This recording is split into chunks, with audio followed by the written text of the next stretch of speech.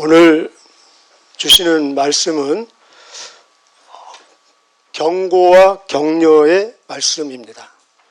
우리도 자녀나 누군가에게 경고할 때에는 꼭 격려도 함께 따라가는 것이 성경적입니다. 우리 과거 역사는 거울과 같아서 우리 본문에 그 본복이라는 단어가 2번 나오는데 전 성경은 거울로 나와 있습니다. 과거 역사는 거울과 같아서 그 역사를 볼 때 현재를 점검할 수 있고 더 나아가서 미래를 올바로 준비하도록 경고와 격려를 함께 담고 있습니다. 이스라엘 구약의 역사는 고린도 교회, 신약 교회에게 이렇게 경고와 격려가 되고 또 오늘 지금 살고 있는 우리 교회에게, 성도에게도 동일하게 격려와 또 경고가 되고 있습니다. 우리 1절부터 4절까지 한번 읽겠습니다. 시작. 형제들아, 나는 너희가 알지 못하기를 원하지 아니하노니 우리 조상들이 다 구름 아래 있고 바다 가운데로 지나며 모세에게 속하여 다 구름과 바다에서 세례를 받고 다 같은 신령한 음식을 먹으며 다 같은 신령한 음료를 마셨으니 이는 그들을 따르는 신령한 반석으로부터 마셨음에 그 반석은 곧 그리스도시라. 결론은 그리스도십니다. 형제들아, 이렇게 시작합니다. 특별히 고린도전서에는 형제들아 호칭이 많이 나옵니다. 바울 서신 중에 제일 많이 나오는 호칭이 이 고린도전서의 형제들아로 나와 있습니다. 이 말은 교회의 하나된 몸을 말하고 있습니다. 너희가 알지 못하기를 원하지 아니한다. 막 거꾸로 얘기하잖아요. 알기를 원한다 이렇게 하면 될 텐데 알지 못하기를 원치 않는다. 이 말의 의미는 먼저는 강조하는 거겠죠. 알으면 좋고 몰라도 그만이 아니라 반드시 알아야 된다. 더 나아가서 이 사람들이 출애굽 사건을 왜 모르겠습니까? 다 알죠. 그러나 여기서 말하고자 하는 것은 이 사건, 이 이야기가 남의 이야기가 아니라 바로 오늘 나의 이야기, 우리의 이야기라는 것을 너희들 모르느냐. 그런 의미로 바울의 애타는 심정에 호소가 담겨 있습니다.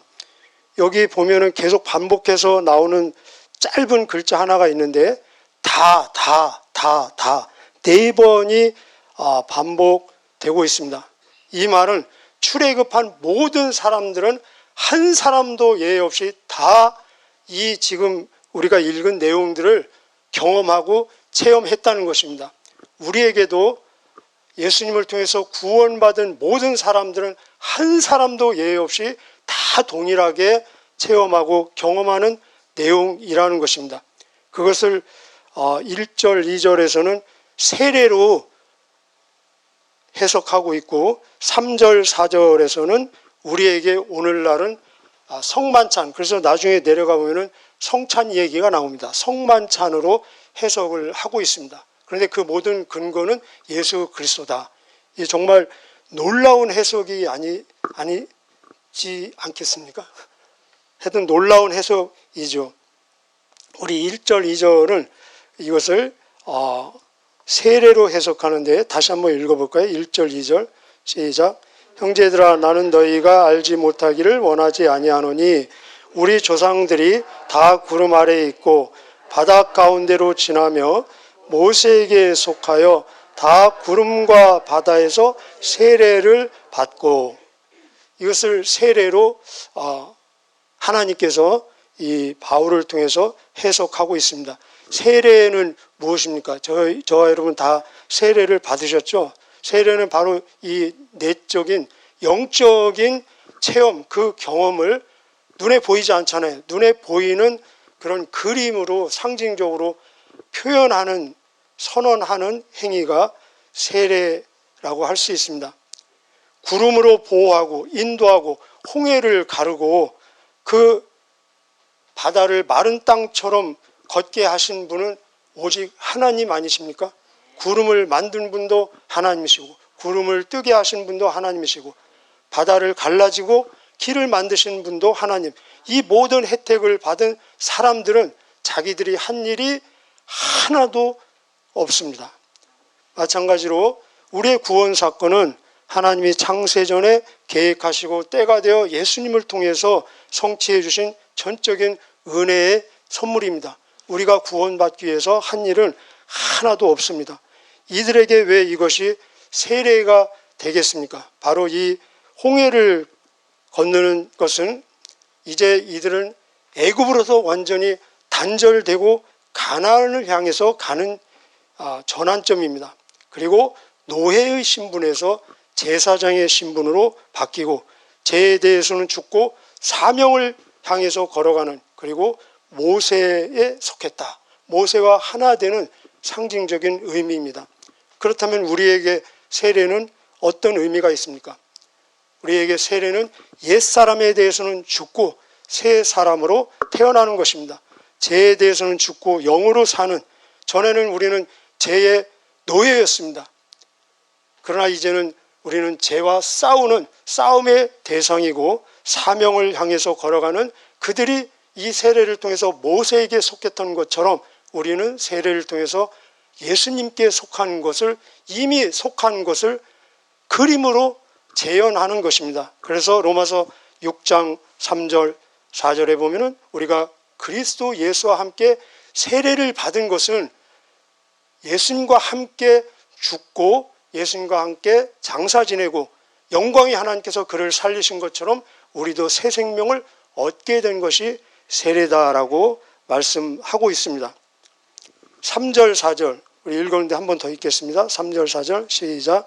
다 같은 신령한 음식을 먹으며 다 같은 신령한 음료를 마셨으니 이는 그들을 따르는 신령한 반석으로부터 마셨음에 그 반석은 곧 그리스도라.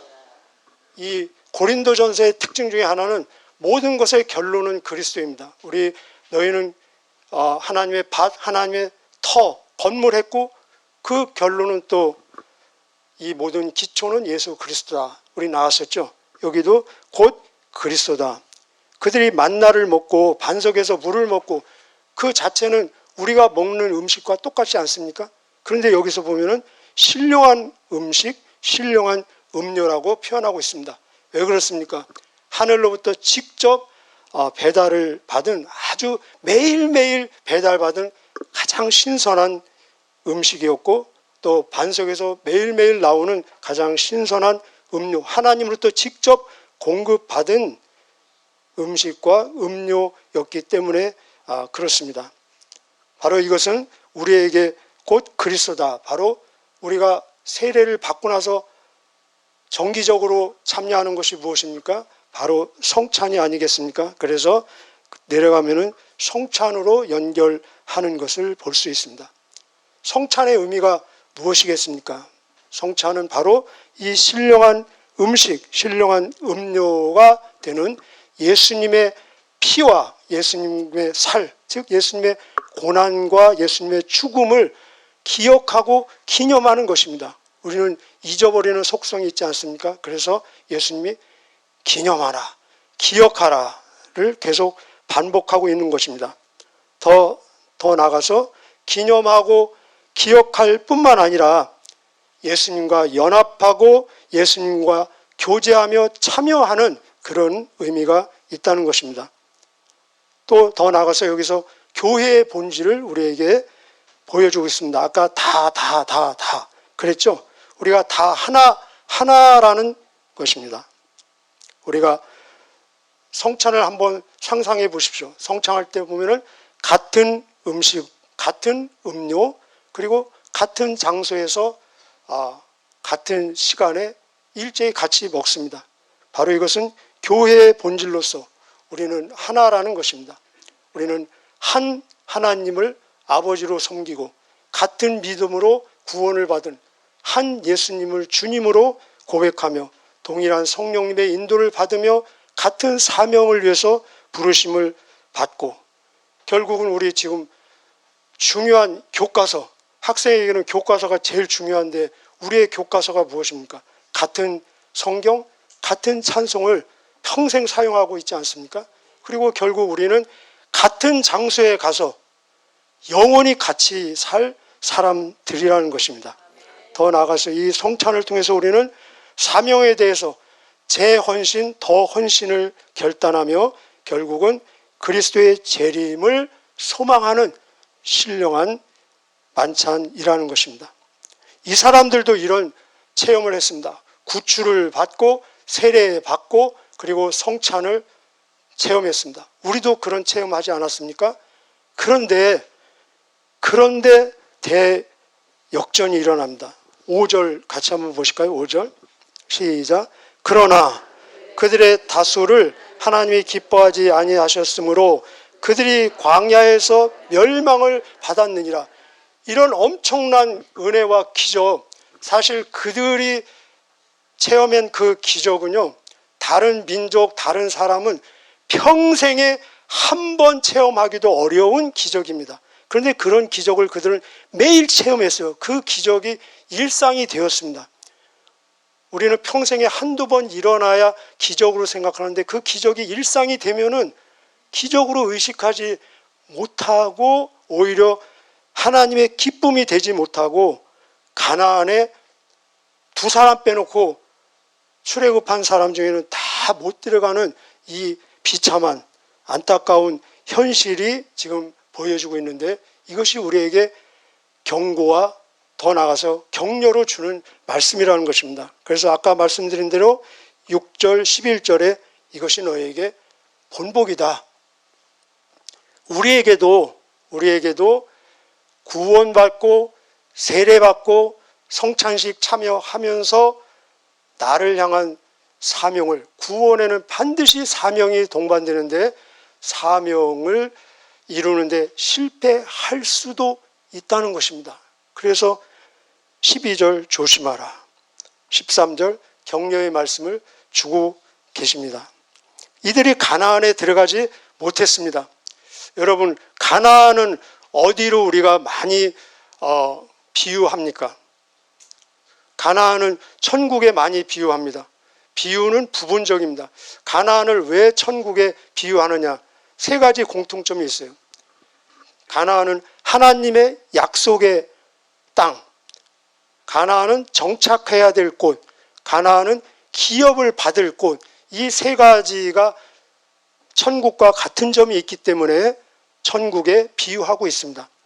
그런데 오늘 본문에서는, 이 문맥에서는 이 가나안은 천국보다는 선교지로 우리가 받을 필요가 있습니다. 그래서 9장에도 계속 복음 얘기가 나왔고, 한번 같이 해보실까요? 우리에게 가나안은 선교지다.